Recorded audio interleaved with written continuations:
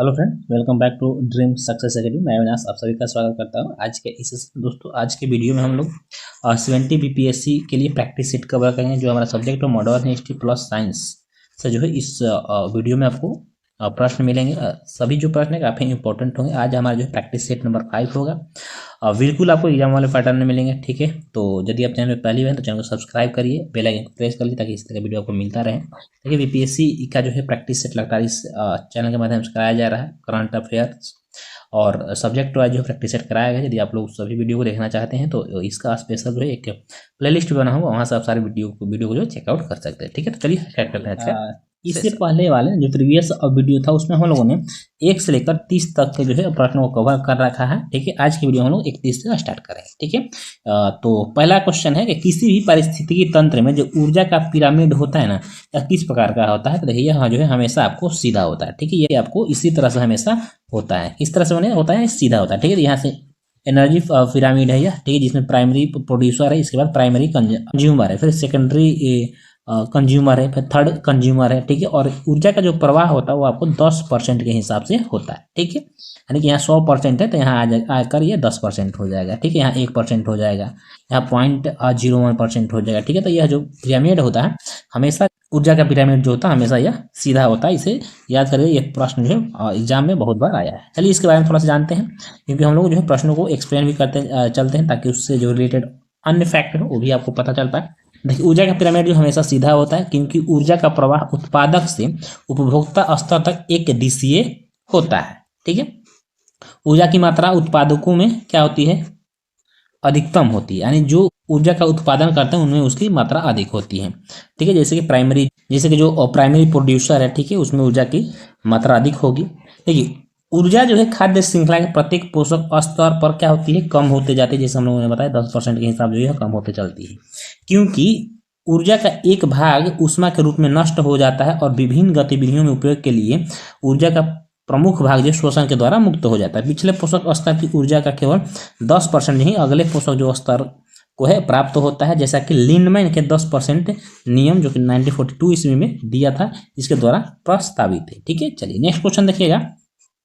अच्छा क्वेश्चन है, कारगिल जो है किस नदी के किनारे स्थित है। ठीक है, कारगिल जो है यह आपको सुरू नदी के तट पर स्थित है, जहां पर के 1998 ईस्वी का जो कारगिल युद्ध हुआ था, ठीक है। शहर जो है सुरू नदी की घाटी के बीचों बीच बसा है। सुरू नदी सिंधु नदी के क्या है, सहायक नदी, इसे भी याद रखिएगा। सुरू नदी किस नदी की सहायक नदी है, यह सिंधु नदी की सहायक नदी है, जो भारत के लद्दाख के कारगिल जिले से होकर पाकिस्तान के गिलगिट बाल्टिस्तान में बहती है, ठीक है। नेक्स्ट क्वेश्चन नंबर 33 है आपका, कि दाब का एसआई मात्रा क्या है। तो देखिए, दाब का एसआई मात्रा आप सभी को पता होगा, पास्कल है, ठीक है। नेक्स्ट क्वेश्चन, थोड़ा दाब के बारे में जानते हैं। देखिए, दाब का एसआई मात्रा पास्कल है और इसे जो है पीए द्वारा निरूपित किया जाता है।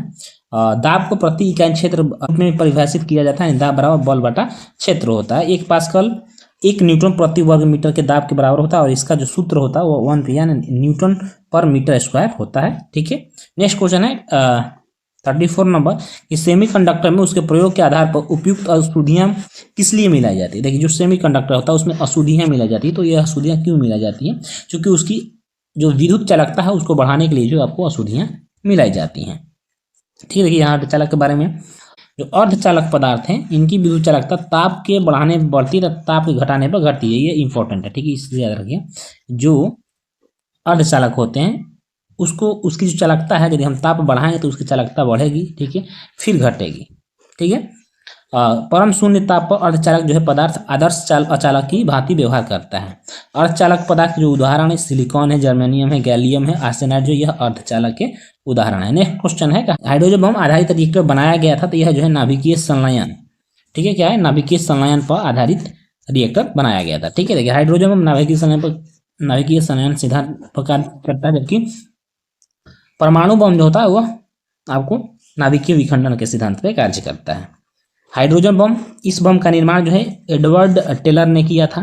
इस बम का आविष्कार अमेरिकी वैज्ञानिकों द्वारा 1952 ईस्वी में किया गया था। यह नाभिकीय संलयन की प्रक्रिया पर आधारित है। क्वेश्चन नंबर 36, की फ्यूज जो है किस सिद्धांत पर कार्य करता है।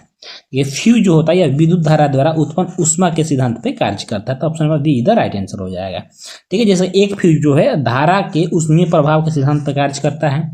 फ्यूज तार का प्रयोग विद्युत परिपथ में शॉर्ट सर्किट का अतिभरण के दौरान उपकरणों को क्षतिग्रस्त होने से बचाने के लिए किया जाता है, जिसका अभिलाक्षणिक गुण जो है उच्च प्रतिरोधकता तथा निम्न गलनांक होता है। ठीक है, यानी जो फ्यूज होता है इसका उपयोग जो है शॉर्ट सर्किट से बचाने के लिए किया जाता है। ठीक है, जैसे कि घरों में जब फ्यूज नहीं लगा होता तो जब अचानक से जो वोल्टेज है अधिक आ जाएगा तो पूरा जो है वायर को जला देता है, जिससे शॉर्ट सर्किट हो जाता है और सारे जो है विद्युत परिपथ जो है आपका खराब होने का डर रहता है। किंतु यदि फ्यूज लगा रहता है तो सबसे पहले क्या होगा, जब अधिक करंट आ जाएगा, ठीक है, तो आपका फ्यूज जो है वह गल जाएगा। ठीक है, गल कर टूट जाएगा, जिससे कि आपके लघु पतन होने की जो समस्या है वो खत्म हो जाती है। तो इसीलिए फ्यूज का प्रयोग किया जाता है। इसका ये क्वेश्चन यहाँ बनता है, जो इसका गुण है यह क्या है, अधिक प्रतिरोध को झेल सकता है, किंतु यह निम्न गलनांक का होता है। ठीक है, और उच्च फ्यूज तार उच्च प्रतिरोध के कारण ही अत्यधिक धारा प्रवाह के दौरान तापमान के बढ़ जाने के कारण क्या होता है, पिघल जाता है। नेक्स्ट क्वेश्चन है कि निम्नलिखित में से कौन सी एक समिति ने नागरिकों के मूल कर्तव्य को 1976 ईस्वी में सम्मिलित करने की अनुशंसा की थी। तो जो मूल कर्तव्य जोड़ा गया था संविधान में 1942 ईस्वी में, यह सरदार स्वर्ण सिंह समिति की सिफारिश वजह जोड़ा गया था। ठीक है, और इसका जो संबंध है अनुच्छेद 51 के क्रम में है। मौलिक कर्तव्य का जो विचार है रूस के संविधान से प्रेरित है। इन्हें 42वें संविधान संशोधन अधिनियम 1976 द्वारा सरदार स्वर्ण सिंह समिति की सिफारिश पर संविधान के भाग 4A के अनुच्छेद 51 क में जोड़ा गया है। इसे भी याद रखिएगा। ठीक है, देखिए मूल रूप से मौलिक कर्तव्य की संख्या कितनी थी, 10 थी। यानी जब शुरू में मौलिक कर्तव्य बना था उस समय सिर्फ 10 मौलिक कर्तव्य था। बाद में इसमें 86वें संविधान संशोधन जो कि 2002 ईस्वी में हुआ था के माध्यम से एक और कर्तव्य जो है इसमें जोड़ा गया था। सभी 11 कर्तव्य जो है संविधान का अनुच्छेद 51A के भाग 4A में सूचीबद्ध है। ये जो क्वेश्चन इस बारे जो क्वेश्चन आपको इंपॉर्टेंट है, इसे जरूर जो है रीड कर लीजिएगा। ठीक है, नेक्स्ट क्वेश्चन है यह किसने कहा है कि प्रजातंत्र ऐसे शासन है जिसमें प्रत्येक व्यक्ति जो है भाग लेता है। तो यह जो प्रोफेसर सीले का जो एक प्रमुख वक्तव्य है। नेक्स्ट क्वेश्चन है कि भारतीय संविधान को वकीलों का स्वर्ग किसने कहा है। तो भारतीय संविधान को वकीलों का स्वर्ग का वह आइवर जेनिंग्स के द्वारा कहा गया है। ठीक है, देखिए सर विलियम आइवर जेनिंग्स क्या थे, यह एक ब्रिटिश वकील और अकादमिक थे। उन्होंने भारत के संविधान को वकीलों का स्वर्ग कहा क्योंकि संविधान निर्माताओं द्वारा अपनाई गई जो कानूनी भाषा और वाक्यांश है वो इसे एक जटिल दस्तावेज बनाता है। इसकी लंबाई और विस्तृत कानूनी भाषा के कारण ही यह भारतीय संविधान की आलोचना किए थे। क्वेश्चन नंबर 40 है कि निम्नलिखित में से कौन सा जो है प्रांतीय संविधान समिति के अध्यक्ष थे। देखिए प्रांतीय संविधान समिति का अध्यक्ष जो थे आपको सरदार वल्लभ भाई पटेल थे। ठीक है, बाकी जो अन्य समितियों के अध्यक्ष थे उनको हम लोग देखते हैं। जैसे केंद्रीय शक्ति समिति था, इसके जो अध्यक्ष थे आपको जवाहरलाल नेहरू थे। केंद्रीय संविधान समिति के अध्यक्ष जवाहरलाल नेहरू थे। प्रांतीय संविधान समिति के अध्यक्ष सरदार पटेल थे। प्रारूप समिति के अध्यक्ष BR अम्बेडकर थे। मौलिक अधिकारों, अल्पसंख्यकों और जनजातीय और बहिष्कृत क्षेत्रों पर सलाहकार समिति के जो अध्यक्ष थे यह भी आपको सरदार पटेल थे। और तदर्थ राष्ट्रीय ध्वज, ये क्वेश्चन आता है, तदर्थ राष्ट्रीय ध्वज समिति के जो अध्यक्ष थे यह भी आपको राजेंद्र प्रसाद थे। ठीक है, बाकी दोस्तों क्वेश्चन नंबर 41 को जो हम लोग अगले वीडियो में कवर करेंगे। तो आज का सेशन हम यहीं समाप्त करते हैं। ठीक है, 10 प्रश्नों का सेट हम लोग जो है प्रत्येक प्रैक्टिस सेट में कवर करते हैं। तो आज का सेट आपको कैसा लगा कमेंट करके जरूर बताइएगा। अच्छा लगा तो इसको और डेली बेसिस पाने के लिए चैनल को जरूर सब्सक्राइब करें। फिर मिलेंगे नेक्स्ट वीडियो में। जय हिंद, वंदे।